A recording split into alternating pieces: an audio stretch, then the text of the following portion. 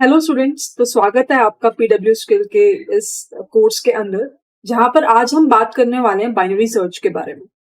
अभी तक I hope आपको क्लियरली समझ में आ गया होगा जो भी हमने पढ़ा, that is about the linear search.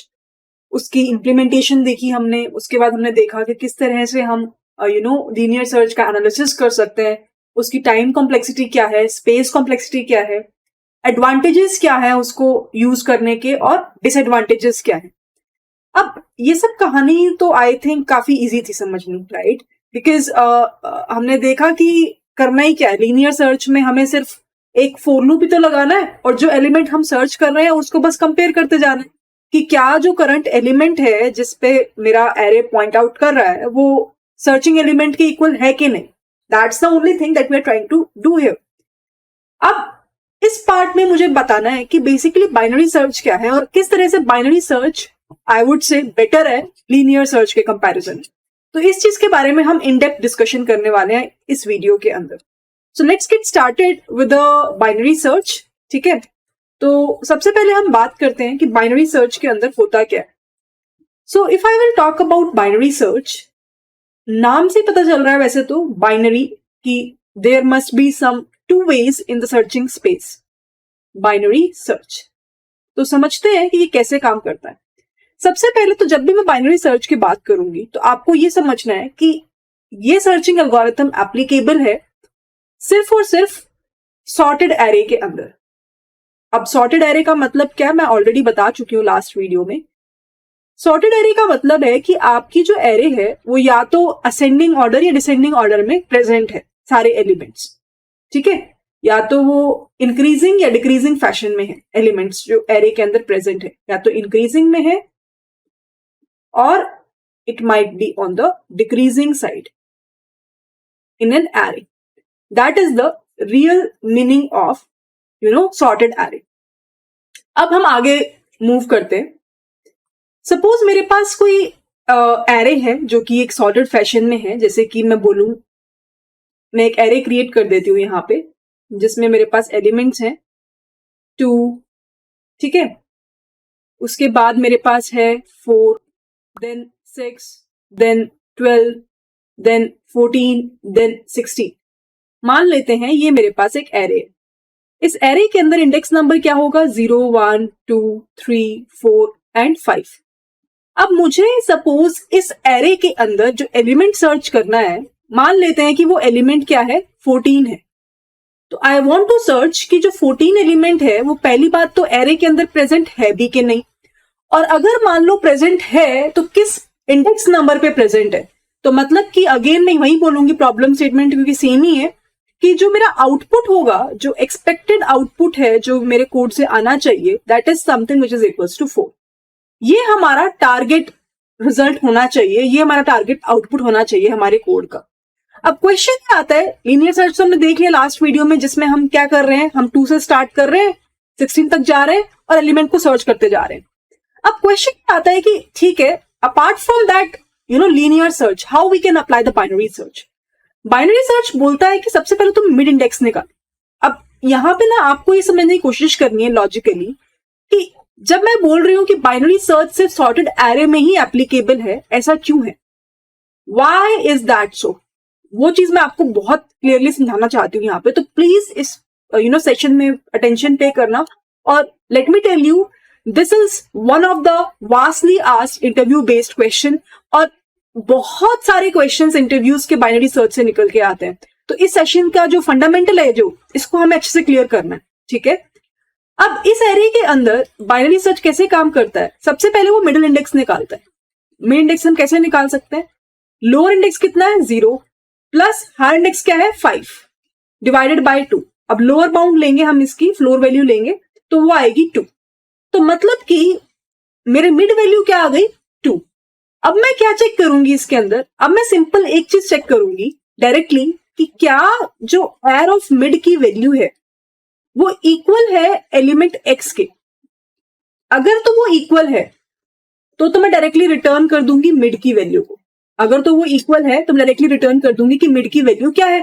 मान लेते हैं कि मेरी एक्स की वैल्यू 14 ना होके एक्स की वैल्यू 6 है, ठीक है, तो एयर ऑफ मिड क्या है 2, मिड क्या है 2, तो एयर ऑफ 2 क्या है 6 और x क्या है 6.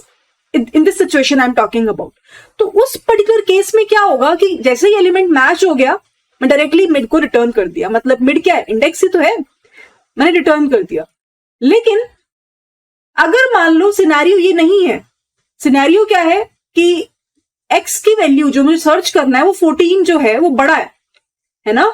तो एल्स केस में मैं क्या बोल रही हूं कि जो एयर ऑफ मिड की वैल्यू है वो कहीं ना कहीं छोटी है x से. ठीक है, अभी सिंटेक्स पे ध्यान मत देना, सिंटेक्स जब इंप्लीमेंट करेंगे तो समझ में आ जाएगा. मैं ये बोल रही हूं कि अगर एयर ऑफ मिड, जैसे कि यहां पे अगर हम देखें एयर ऑफ 2 की वैल्यू क्या है 6 और 6 कहीं ना कहीं छोटा है 14 से जो मुझे सर्च करना है. अब देखो एरे ऑलरेडी सॉर्टेड है. अब इस लाइन को ध्यान से समझना है. एरे ऑलरेडी सॉर्टेड है, मुझे पता है कि जो मिड पे जो वैल्यू है ना वो 6 है. अब मुझे ये बताओ, मुझे सर्च करना है एक ऐसी वैल्यू जो कि बड़ी है 6 से, तो क्या वो मिड के लेफ्ट साइड में होगा या मिड के राइट साइड में होगा? क्या वो, just pause the video, think over it. What I am saying कि एयर ऑफ मिड पे एक वैल्यू रखी हुई है, एरे मेरी सॉर्टेड फैशन में है. अब मुझे जो एलिमेंट सर्च करना है वो एलिमेंट उस वैल्यू से बड़ा है, ये मैं श्योर हूं क्योंकि ये कंडीशन जो है सेटिस्फाई हो रही है. तो मुझे ये जानना है कि क्या मेरे को मिड के लेफ्ट साइड में एक्सप्लोर करना चाहिए या मिड के राइट साइड में एक्सप्लोर करना चाहिए. तो I hope you will say that you should explore mid के राइट साइड में. मतलब कि मेरा जो मेजर सर्च रीजन होगा वो ये वाला पोर्शन होगा, है ना. ये वाला पोर्शन होगा जहां पे अब मेरा लोअर इंडेक्स जो है वो 0 से स्टार्ट ना होके 3 से स्टार्ट होगा, है ना. तो इनिशियली तो क्या था, मेरे पास लो इंडेक्स था 0 और मेरे पास हाई इंडेक्स था कहीं ना कहीं 5. पर अब मैं श्योर हो गई हूं क्योंकि मैंने देख लिया है कि जो एलिमेंट है एयर ऑफ मिड वो छोटा है x से. तो मैं क्या करूंगी, मैं लो की वैल्यू को अपडेट कर दूंगी किससे, मिड प्लस 1 से. क्योंकि मुझे जो है वो राइट साइड में फोकस करना है, मुझे जो है वो राइट साइड में सर्च करना है. I want to search on the right side. अगर मान लो ऐसा ना होता, इन एल्स केस अगर मान लो ऐसा ना होता तो कैसा होता, तो क्या होता, हो सकता है कि आपकी x की वैल्यू 14 ना होके मे बी x की वैल्यू जो है वो 4 होती. तो मैं क्या बोल रही हूं, उल्टा केस जहां पे एयर ऑफ मिड जो कि 6 है वो बड़ा है x से जो मुझे सर्च करना है, उस केस में अगेन मैं बहुत श्योर हूं कि उस टाइम पे सर्च स्पेस क्या होगा, लेफ्ट साइड का होगा. क्यों मैं श्योर हो रही हूं, क्योंकि मुझे पता है मेरी एरे जो है वो सॉर्टेड एरे है. दैट्स द ओनली रीजन कि मैं बोल रही हूं कि मैं श्योर हूं कि मेरे को लेफ्ट साइड जाना है या मेरे को राइट साइड जाना है. क्योंकि हर एक आइट्रेशन में हम श्योर हैं कि हमें लेफ्ट सर्च स्पेस में जाना है या हमें राइट सर्च स्पेस में जाना है. इसीलिए इस एल्गोरिथम का नाम दिया गया बाइनरी सर्च. बाइनरी मतलब 2 ways. By means 2. So there are 2 search space here. At every iteration, we are just choosing whether we should go for the left or we should go for the right. क्या हमें left की तरफ जाना है या हमें right की तरफ जाना है. तो अगर मान लो एल सिनेरियो आता है तो उस केस में हाई की वैल्यू को मैं अपडेट करूंगी किससे, मिड -1 से. और ये काम कब तक चलेगा, ये कंडीशन चेकिंग कब तक चलेगी, जब तक कि व्हाइल लूप के अंदर मेरी लो की value less than equal to high के नहीं होती. तब तक मैं क्या करूंगी, मैं हर बार चेक करूंगी, हर बार देखूंगी, मिड वैल्यू निकालूंगी. अब देखो अपडेटेड मिड वैल्यू के अकॉर्डिंग, अपडेटेड लो और हाई वैल्यू के अकॉर्डिंग दोबारा से मिड वैल्यू निकलेगी. तो मिड का फॉर्मूला क्या होगा, low plus high divided by 2. This mid is nothing but mid index. अब इसको निकालने के भी 2 तरीके, अगर मैं मिड की बात करती हूं तो एक तो आप बहुत सारे वेबसाइट्स पे देखोगे कि लोगों ने एल्गोरिथम के अंदर निकाल रखा है low plus high divided by 2. Even मैंने भी ऐसे ही किया, राइट, अभी. पर मैं ये बोलती हूँ कि इससे ज्यादा प्रेफरेबल ये होगा अगर आप यूज करो कोड के अंदर mid is equal to low plus high minus low by 2. अब यहां पे दोनों फॉर्मूला से आपका जो मिड इंडेक्स आने वाला है, वेदर यू आर डूइंग बाया 1 और वाया 2, दोनों के अंदर आंसर सेम आएगा. पर मैं क्या बोल रही हूं, मैं ये बोल रही हूं कि this particular portion is recommended, this particular part is recommended. Why I am saying so, क्योंकि मान लेते हैं कि आपका लो और हाई की वैल्यू का गैप काफी ज्यादा है, मतलब कि n की वैल्यू काफी बड़ी है, उस केस में हो सकता है कि जब आप इसको ऐड करो एडिशन के बाद एक ओवरफ्लो कंडीशन एग्जिस्ट करे, और क्योंकि मिड जो है वो इंट टाइप का होगा तो वो इसे ले ही ना पाए।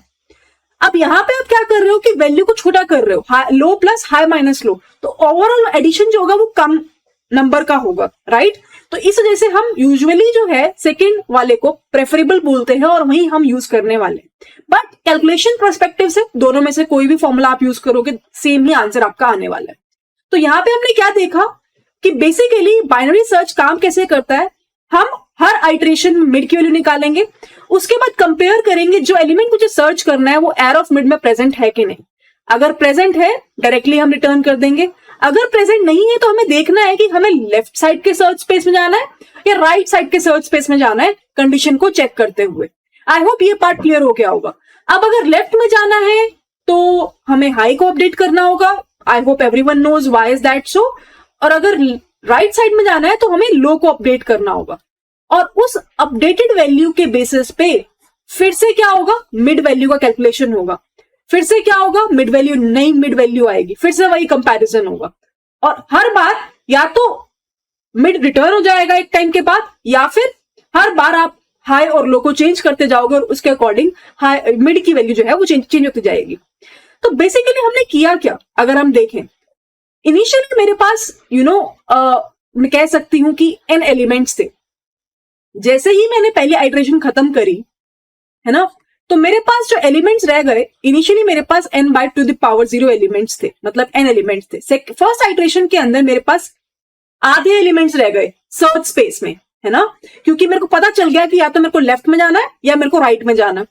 अगली बार जब मैं करूंगी तो और भी आधे रह जाएंगे, n/2, जब तक कि मैं एक सर्चिंग एलिमेंट तक ना पहुंच जाऊं, जब तक कि मैं एक उस एलिमेंट पे ना पहुंच जाऊं जो मुझे सर्च करना है। Make sense?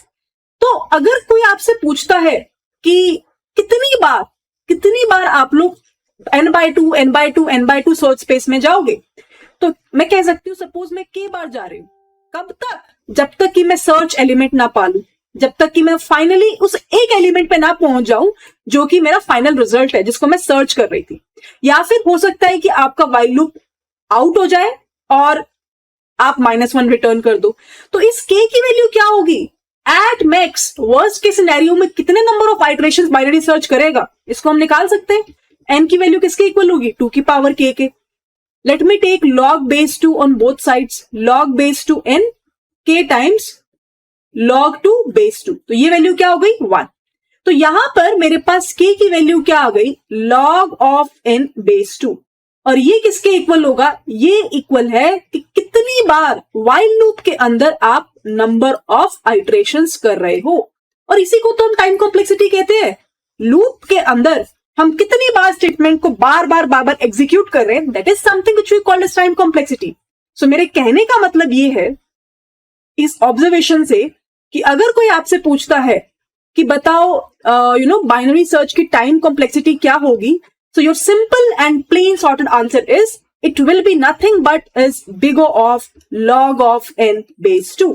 What's the reason behind that? Just now I have shown to you. इसी तरह से अगर मैं आपसे पूछूं कि स्पेस कॉम्प्लेक्सिटी क्या होगी, तो बहुत सिंपल सा आंसर आपको देना है कि क्या मैं कोई एक्स्ट्रा स्पेस यूज कर रहा हूं या कर रही हूं, नहीं कर रहा है, तो स्पेस कॉम्प्लेक्सिटी होगी it will be remaining constant, big O of 1। ठीक है, तो इसी के साथ ही हमारा कॉम्प्लेक्सिटी एनालिसिस भी खत्म होता है। So this is something which I want to talk about is analysis. तो हमें अप्रोच समझ में आ गई, हमें एनालिसिस समझ में आ गया। अब जो बचा है that is the implementation part. एक बार के लिए वो भी करने का ट्राई करते हैं। तो मैं फिर से एक बार PW स्किल्स लैब में जाती हूँ। मैं क्या करती हूँ, मैं एक न्यू फाइल जनरेट कर लेती हूँ यहाँ पे by the name of a binary search dot जावा। ठीक है, अब हमने क्लास क्रिएट कर ली है। इस क्लास के अंदर मैं क्या करती हूं, जो हमने कोड लिखा था उसको एज इट इज में कॉपी कर रही हूं। क्यों? क्योंकि बेसिकली तो अगर देखा जाए हमें एक मेथड ही तो चेंज करना है। बाइनरी सर्च की इंप्लीमेंटेशन की जगह what we want a linear search की इंप्लीमेंटेशन की जगह हमें क्या चाहिए, हमें बाइनरी सर्च का इंप्लीमेंटेशन चाहिए। तो मैं क्या करती हूँ, मैं मेथड को कॉल कर देती हूँ बाइनरी सर्च करके, और उसके अंदर मैं क्या करती हूँ, मैं अपनी एरे डालती हूँ। ठीक है, उस एरे में जो एलिमेंट मुझे सर्च करना है वो डाल देती हूँ। Make sense? तो यहां से हमने क्या किया, हमारे पास हमने एरे डाल दिया, हमने जो एक्स वैल्यू है वो भी इंसर्ट करा दी।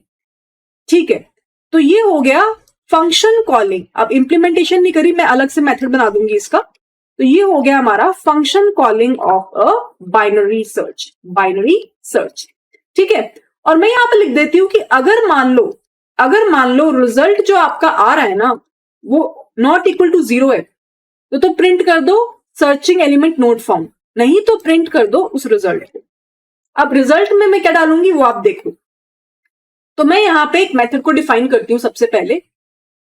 ठीक है, तो what we can do here is,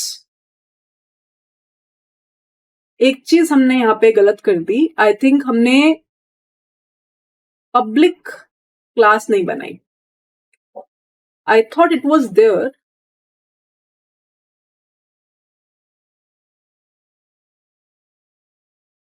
ठीक है, I think now it is fine. ये हो गया हमारा पब्लिक क्लास, मेन क्लास हमारी बन चुकी है। अब मैं करती हूं एक बार मेथड को डिफाइन।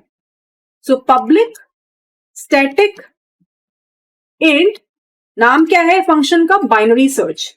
उसके अंदर हम क्या डाल रहे हैं, हम एक एरे डाल रहे हैं और हम एक टारगेट वैल्यू डाल रहे हैं, राइट, जो कि एक्स है। अब बेसिकली हमें करना क्या है, यहां पे एक लो इंडेक्स होगा जिसकी वैल्यू 0 से शुरू होगी, एक हाई इंडेक्स होगा जिसकी वैल्यू शुरू होगी एयर डॉट लेंथ। अब ये जो लेंथ फंक्शन है ये मुझे एरे का साइज बताएगा, है ना, -1। तो ये एक हाई इंडेक्स हो गया। अब बेसिकली हम यहाँ पे क्या कहेंगे, हम एक वाइल लूप चलाएंगे। हम कहेंगे जब तक लो की value less than equal to high है, क्या करो, एक मिड इंडेक्स वैल्यू निकालो जिसकी वैल्यू होगी low plus high minus low divide by 2, divided by 2। और यहां पे हम क्या करेंगे, अगर मान लो एयर ऑफ मिड, अगर मान लो एयर ऑफ मिड इक्वल है, इक्वल टू है टारगेट के, तो उस केस में तो हमें क्या करना है, हम डायरेक्टली ही रिटर्न कर देते हैं मिड की वैल्यू को।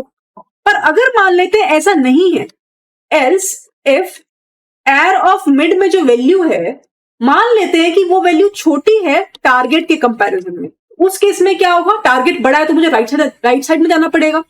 तो मतलब कि मुझे लो की वैल्यू को अपडेट करना होगा मिड प्लस 1 से। अभी हमने समझा इस चीज को, है ना। और नहीं तो हमें क्या करना होगा, हाई की वैल्यू को अपडेट करना होगा मिड -1 से। एंड फाइनली अगर मान लो मैं वाइल लूप से बाहर निकल जाती हूं पर फिर भी मेरे पास मिड रिटर्न नहीं होता है, तो मैं रिटर्न फाइनली क्या कर दूंगी, 0। तो अगर मान लेते हैं कि 0 रिटर्न हो रहा है, रिजल्ट में 0 आ रहा है, तो उस पर्टिकुलर केस में क्या होगा, अगर रिजल्ट 0 के इक्वल नहीं है, अगर रिजल्ट 0 के इक्वल है, यहां पे लिखना चाहिए मैं, 0 के इक्वल है तो हमें लिख देंगे कि एलिमेंट मिला ही नहीं। और अगर 0 के इक्वल नहीं होगा तो हम उस रिजल्ट को डिस्प्ले करा देंगे। अब एक बार रन करके देखते हैं।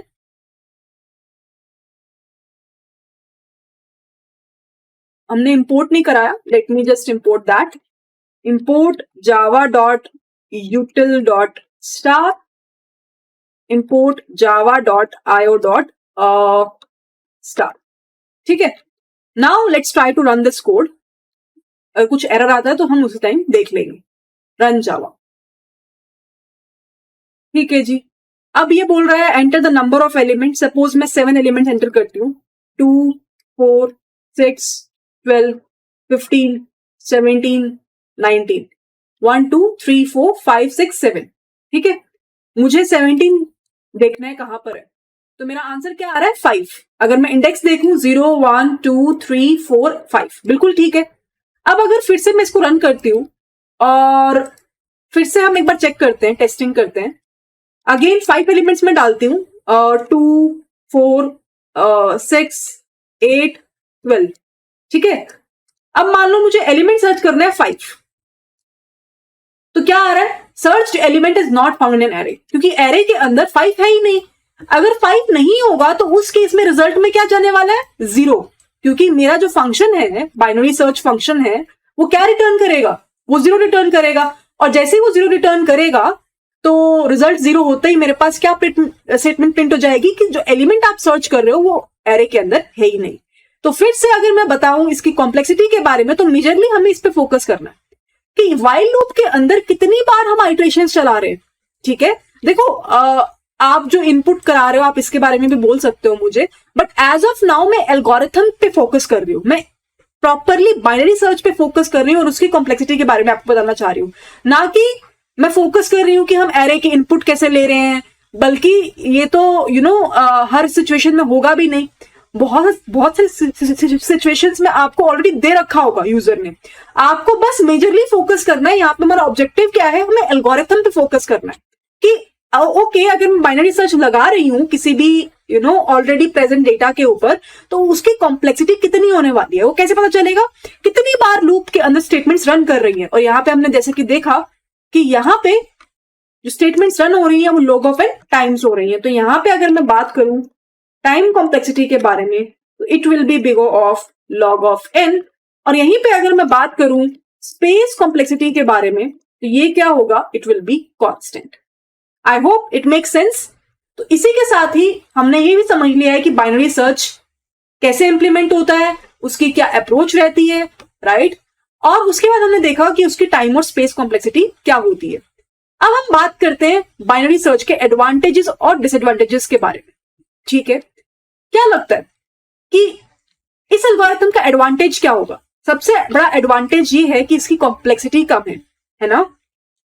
अगर हम बात करें लीनियर सर्च की, तो हमने पिछली वीडियो में देखा कि लीनियर सर्च की जो टाइम कॉम्प्लेक्सिटी है वो है बिग O ऑफ n, जबकि अभी अभी हमने पढ़ा बाइनरी सर्च के बारे में और हमने देखा कि बाइनरी सर्च की टाइम कॉम्प्लेक्सिटी क्या है? Big O of log of n। अब मुझे ये बताओ, आप लोगों ने पुरानी क्लासेस देख ली होंगी और कॉम्प्लेक्सिटी का पूरा चार्ट भी देख लिया होगा। बिग O ऑफ n बड़ा है, log of n बड़ा है। I hope everyone will agree कि ये वाली टाइम कॉम्प्लेक्सिटी काफी बड़ी है। तो सबसे बड़ा एडवांटेज क्या है? सबसे बड़ा एडवांटेज ये है कि अगर मान लो मेरा डेटा काफी बड़ा है, if my data is very huge, जो मुझे सर्च करना है उसके अंदर, तो उस पर्टिकुलर केस में I will always go for binary search rather than going for a linear search. Reason simple, time complexity देख के हम बता सकते हैं। लेकिन अगर मैं यहीं पे पूछूं कि डिसएडवांटेज क्या है, सबसे बड़ा मेजर डिसएडवांटेज ये है कि हमने अभी अभी पढ़ा कि बाइनरी सर्च के लिए हमें सॉर्टेड डेटा चाहिए। अब हो सकता है कि हमारी एरे सॉर्टेड ना हो, तो उस पर्टिकुलर केस में आपको सबसे पहले उसे सॉर्ट करना होगा, क्योंकि अगर मान लो सॉर्टेड नहीं है एरे, तो आप कैसे पता लगाओगे कि आपको सर्च स्पेस में लेफ्ट साइड जाना है कि राइट साइड जाना है? यही तो एक्चुअली एल्गोरिथम बाइनरी सर्च का। तो अगर मैं पता ही नहीं लगा सकती कि मुझे लेफ्ट साइड जाना है या राइट साइड जाना है, तो बाइनरी सर्च का यूज क्या हुआ? तो इसीलिए अगर मान लो आपके पास एरे सॉर्टेड नहीं है, तो उस केस में बाइनरी सर्च ही एप्लीकेबल नहीं है। तो उसके लिए सबसे पहले आपको सॉर्ट करना होगा, उसके बाद ही आप अप्लाई कर सकते हो। So that is something which is the biggest disadvantage of using a binary search.